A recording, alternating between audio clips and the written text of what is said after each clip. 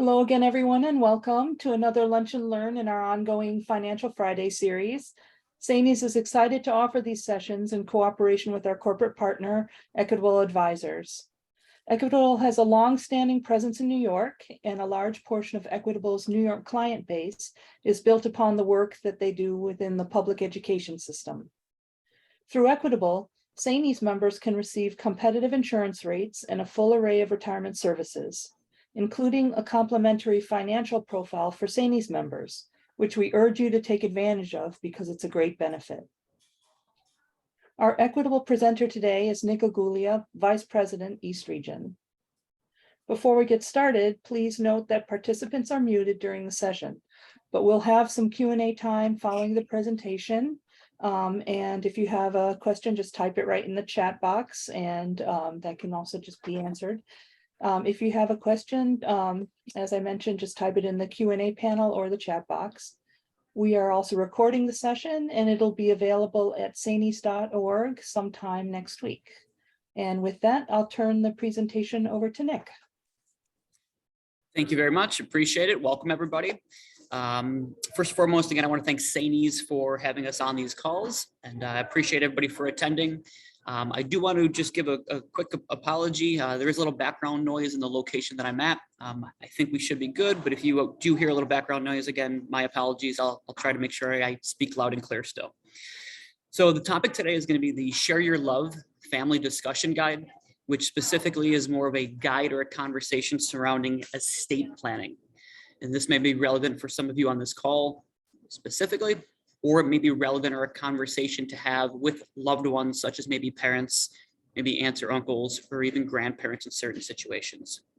If anybody does have further conversations or would like to have further conversations or has questions along the way, again, feel free to type them into the chat.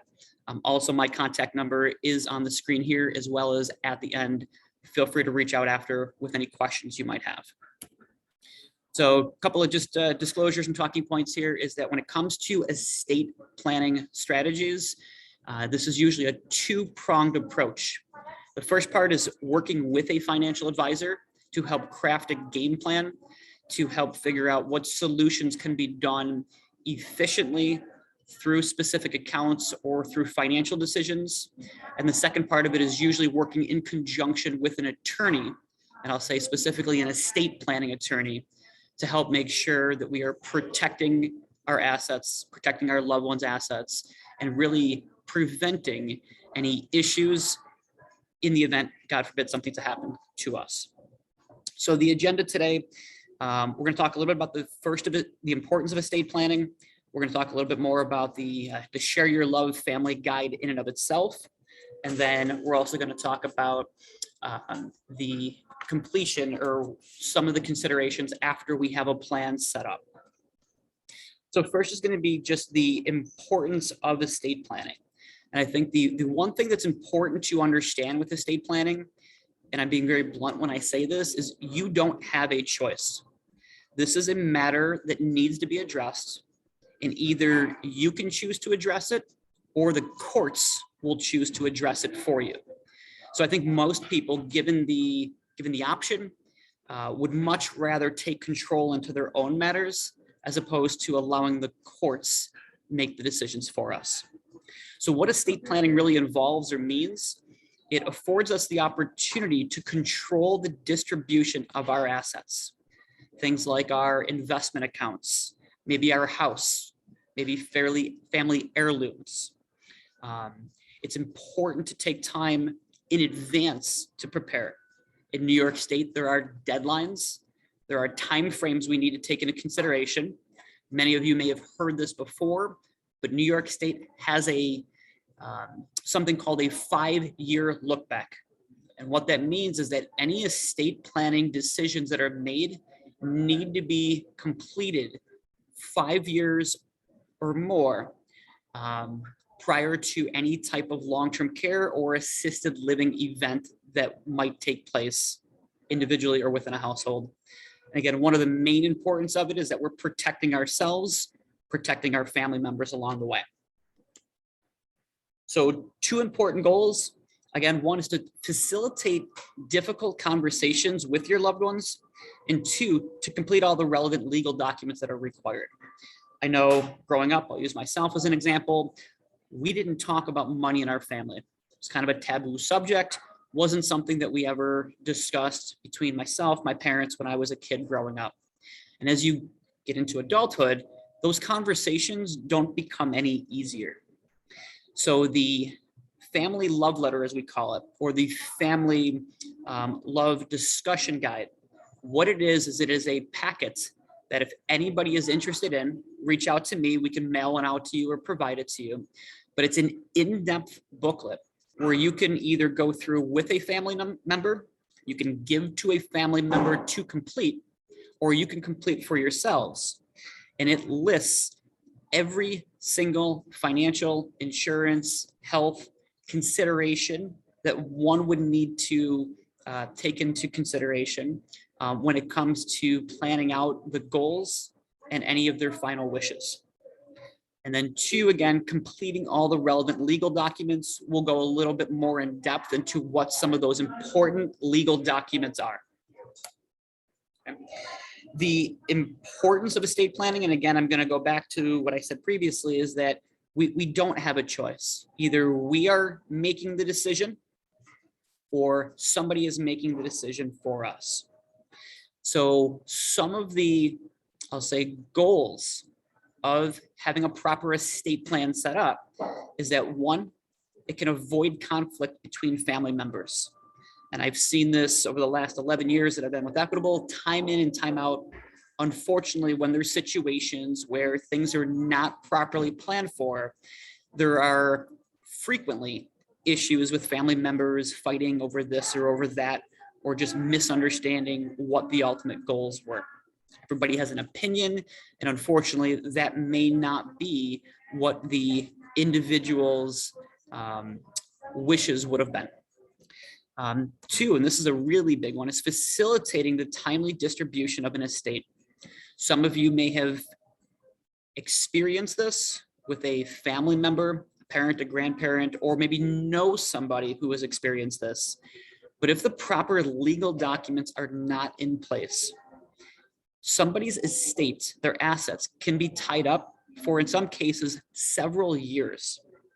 And all that does is frustrate individuals, creates more stress and anxieties trying to figure this all out. And it really just helps to line attorneys' pockets because they're the only ones that are benefiting from the longer these estates stay open, because it's more and more that they can bill for along the way. And really the third important goal is just ensuring that maximum assets are being distributed in according to your wishes.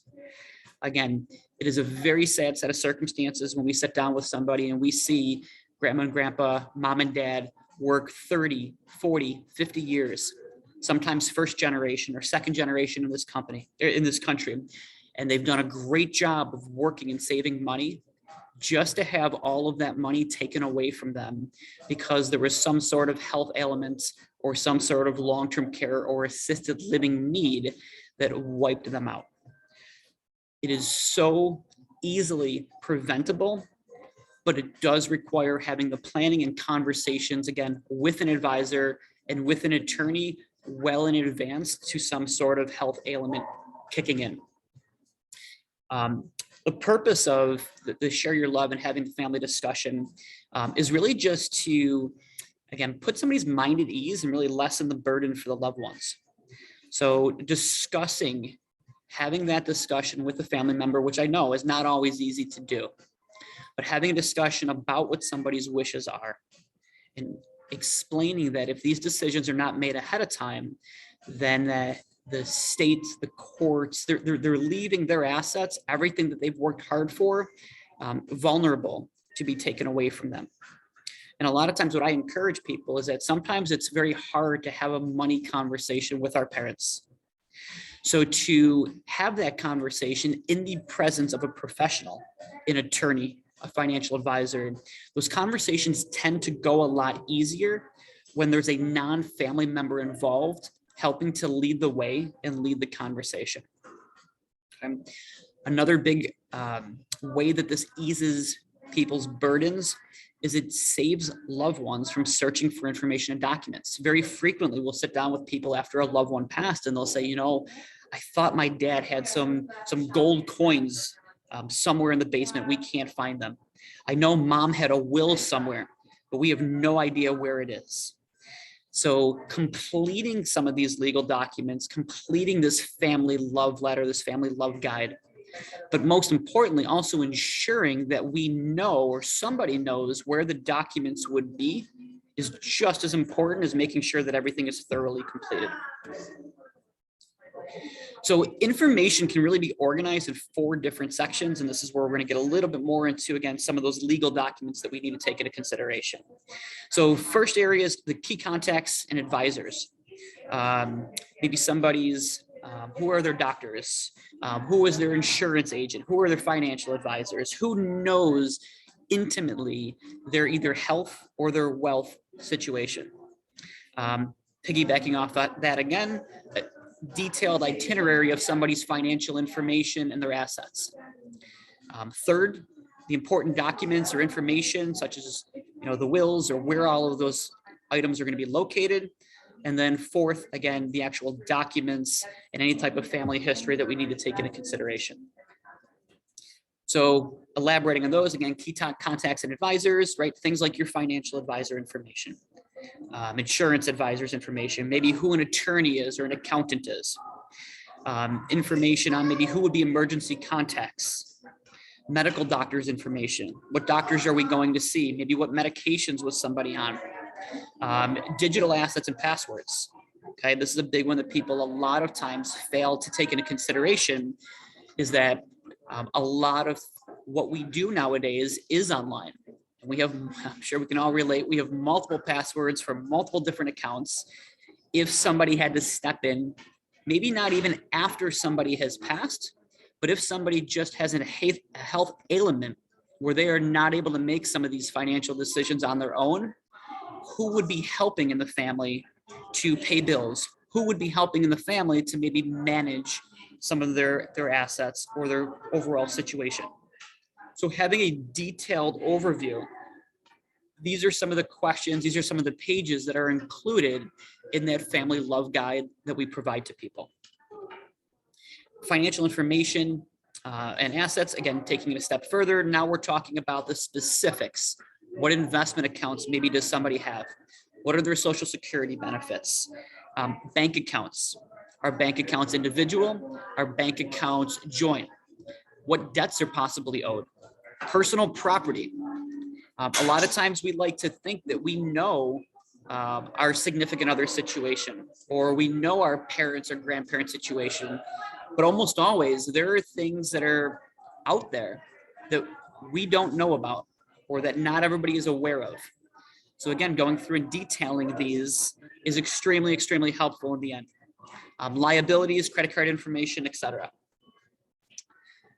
Policies, documents, premiums, how they're paid. So this is another very, very big one that I see all the time. Life insurance policies, disability policies, long-term care policies. I'll stick with the life specifically. There are many, many times, unfortunately, where I sit down with somebody and a loved one passed away, and they're pretty sure that there was some life insurance policy out there, whether it be through an organization maybe like NYSET, or whether it be through a union, or whether it be privately. A lot of that information sometimes gets lost in translation, and there have been many times where individuals just can't track down those policies. It is getting a little bit louder. My apologies. I'll still try to speak loudly so we can, everybody can understand here. The key estate planning documents. First is the will. Next is a personal property disposal list, a living will, medical power of attorney, durable power of attorney, and an ethical will. If anyone wants to take a picture of this page or a snapshot of it, I know this is also being recorded, but these are some of the key legal documents from an estate planning standpoint we want to take into consideration. So what is the will? The will is just a legal document that serves 2 purposes. One, it names who would be guardians for, who would raise any minor children in the event, God forbid, something happened to you and or a significant other. And the second thing that a will does is that it names who would inherit any tangible assets that somebody has that does not have a beneficiary associated with it. And the reason why I draw this distinction is because beneficiaries supersede a will. And that's probably one of the biggest takeaways here. Beneficiaries supersede a will. And what I mean by that is you can have a very well thought out will. If you have a 403B retirement account, if you have an IRA retirement account, a life insurance policy, your pension, whomever you name as the beneficiary on those accounts supersedes the will. So while having a will is very important, making sure we have primary as well as contingent beneficiaries on any of your accounts or insurances is going to be just as important. A will really only applies to assets that hit your estate. As an advisor, a big part of what we do is try to prevent assets from hitting your estate. We try to advise people on ways they can set up accounts to pay out directly to your beneficiaries before they ever hit the estate. And what that does, again, is it saves usually thousands of dollars in attorney fees. It can save on estate taxes. It can save on frustration and aggravation. It can also save on the lengthy probate process that would potentially lock somebody's money up for an extended period of time. Personal property disposal list. This is one that doesn't always get talked about. Are there family heirlooms? Okay, you can see on the screen things like wedding rings or pocket watch that was maybe passed on from generations, maybe an heirloom, or maybe a medal of honor from a stint in the military or the service that a grandparent might have had. Right? Unfortunately, sometimes we don't always know. As generationally as things go on, we don't always have the backstory or know the worth or the sentimental value of some of these family heirlooms. So if there is anything we do care about, we do want to make sure that we have a personal property list, not only with details, but also pictures. Again, another thing that I'll come across very frequently within family situations is somebody will go into a house after a loved one or a family member maybe enters into a home or maybe unfortunately passes away. And they'll be looking for some of the heirlooms that were promised to them. And now all of a sudden, nobody can find them. So again, having a plan in place for these sentimental items or sometimes tangible, valuable items is going to be equally important if that's an area that we care about. Medical power of attorney. Medical power of attorney is also called a healthcare proxy. And what this does is it allows an individual to make medical decisions on your behalf. Now, sometimes people get confused with the medical power of attorney because all the medical power of attorney does is it gives somebody the authority to make those decisions for you. What it does not do, it does not state your final wishes. It does not specify what your choices would be under certain health ailments or under certain medical circumstances. And that's where the living will comes into play. So a living will, again, another document that's a little bit less talked about, but a living will is a written statement expressing what type of medical treatment you would prefer to have under certain circumstances. And really what this does is it really takes the emotional burden off your family. And if you find yourself in a situation where you yourself maybe has multiple siblings, or maybe you yourself has multiple children, and not everybody is extremely close, and people are spread out across the country, you very frequently have one person making the decision who's the healthcare proxy, but now you have maybe a sibling in California and a sibling in Florida, and they all have their opinion on what should happen, but they're not the ones that legally can make that decision. So it's nice to have, again, from a peace of mind standpoint, and these are all, again, unfortunate circumstances clearly that we're discussing, so I apologize for the depressing conversation here on a Friday, but this is something that is extremely important to make sure that we are having a conversation on. But that living will, again, it allows you to express your wishes and takes that burden and those major decisions off of a family member. A durable general power of attorney. There are at least 2, maybe 3 different types of power of attorneys, all of which have different rules to them. A durable general power of attorney is kind of the carte blanche. It gives somebody the ability to make financial decisions for you, really under any circumstances. Now, there are other power of attorneys that only allow a person to make financial decisions in the event that you're incapacitated or through a mental element, unable to make those financial decisions on your own. A general power of attorney, though, I would say is much more valuable. Clearly, you just want to make sure that you're giving authority to a trusted friend or a trusted relative, a child, a sibling, somebody that you are 100% confident on would do what's in your best interest. But without having this power of attorney, little things that we may not think about or may take for granted are going to be challenging.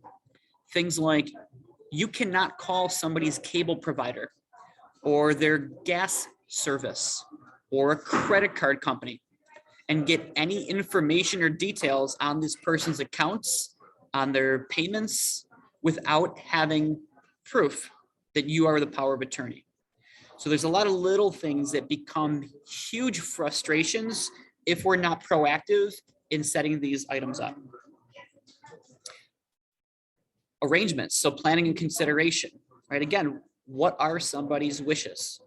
And I'll say a lot of times we encourage people to be proactive and to set some of these things up on their own. Pre-planning for funeral expenses is a great way to get money out of a senior's name and help protect some of that money from being taken away if there was a long-term care event. It also, again, helps take the burden off of a family member who's already emotionally distraught and grieving. It's one less thing they have to do now is try to make heads or tails of how this is all going to work with the funeral home. And I'm sure, unfortunately, some of you have done this once, maybe more than once, but I'm also sure there's people on this call who've never had to, thankfully, plan out final expenses or plan out a funeral. So again, taking that burden off of somebody and pre-planning for these items is going to be something that will just aid in the, just make it a lot easier for whomever is left behind. An ethical will and family history. So how do you want to be remembered? Okay. This is an opportunity to kind of tell a story and pass it down. And this is more of a sappy or sentimental one. But there's a lot of family history that many of us are very proud of. And maybe it's, family members are first generation in this country. Maybe there's a family member that was, has a great story about being a hero during wartime, or a family member that was very involved in something within our community. Right? It's nice to have a story, something that can be passed down generationally, so that that individual, our legacy, our roots, where we came from, doesn't get forgotten. And those stories can be passed on. And again, for some people, this maybe isn't a big deal. Other people haven't really thought about this and love the idea of not only talking about the medical side of it, and not only talking about the financial side of it, but really talking about the emotional side of remembering somebody in the family along the way. Okay. So the goal was to wrap up at 12:25 and allow some time for Q&A. It is exactly 12:25, which rarely do I ever finish on time. So I'm happy that this worked out perfectly. I'll turn it over now to anybody on the call. If there are any questions, please feel free to fire them off, and I'd be more than happy to spend the next couple of minutes answering those questions. I also did put my contact information back on the screen.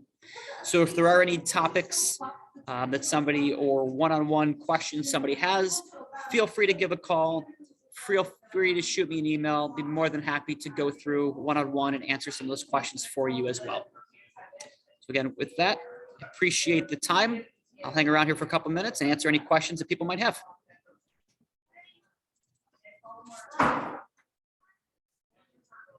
On this side of our building is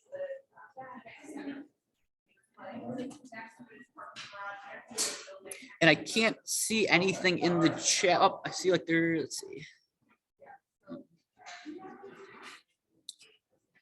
Okay, so I just see the chat now. So how would we get a love letter packet? If you can actually just shoot me an email. The chat has been disabled. Okay.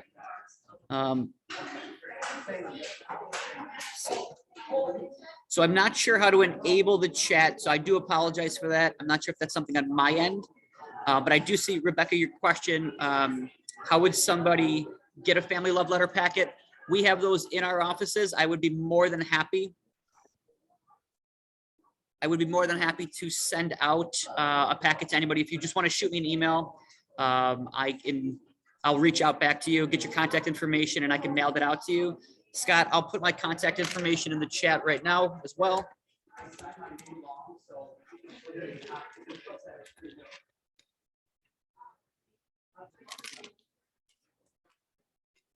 Oops.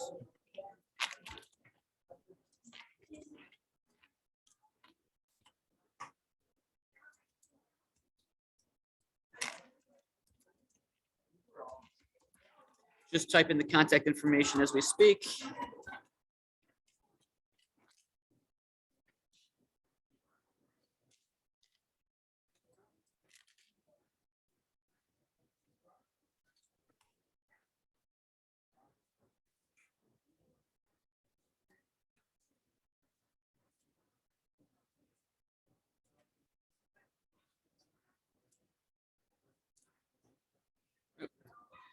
Okay, I did put the contact information in the chat. I'm not sure if you guys can see that if it came through. Can someone just confirm that the contact information did come through in the chat? Yes, I can, the contact info is in the webinar chat. It's in the webinar chat. Okay, perfect. Yep. So Rebecca, Scott, I think I answered both of your questions. It is 12:28. I don't know if anybody's got any other last minute questions.